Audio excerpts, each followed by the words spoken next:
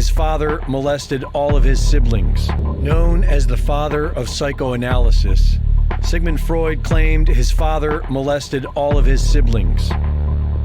Freud was a cocaine addict, as well as a pedophile advocate, who taught that children sexually lusted after their parents, and that children who reported sexual abuse by adults had either imagined or fantasized the experience.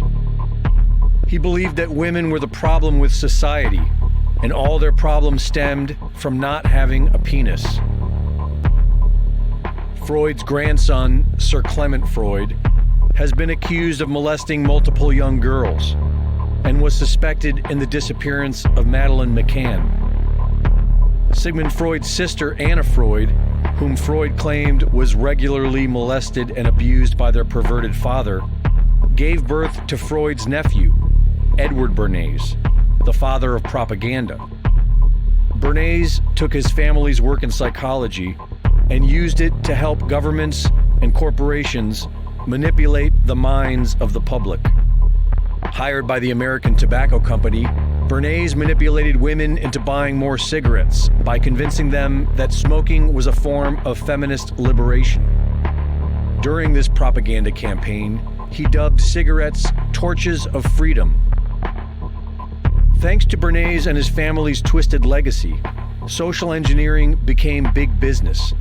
Modern psychology was used to exploit mankind's mental weaknesses, nurture the public's lower desires, and turn people into mindless consumers.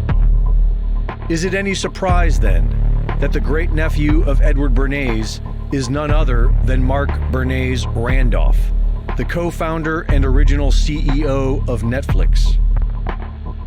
Does anyone really think this is a coincidence? Netflix has not only replaced network television as the premier home of pop culture, it is also continuing the degenerate, depraved social engineering of the Bernays-Freud legacy. In 13 Reasons Why, Netflix was accused of romanticizing suicide during a recent increase of teenage suicides. In The Devil Next Door, they were accused of rewriting history to deceive viewers into believing that Poland was responsible for establishing Nazi death camps. In The First Temptation of Christ, Jesus Christ is depicted as a homosexual.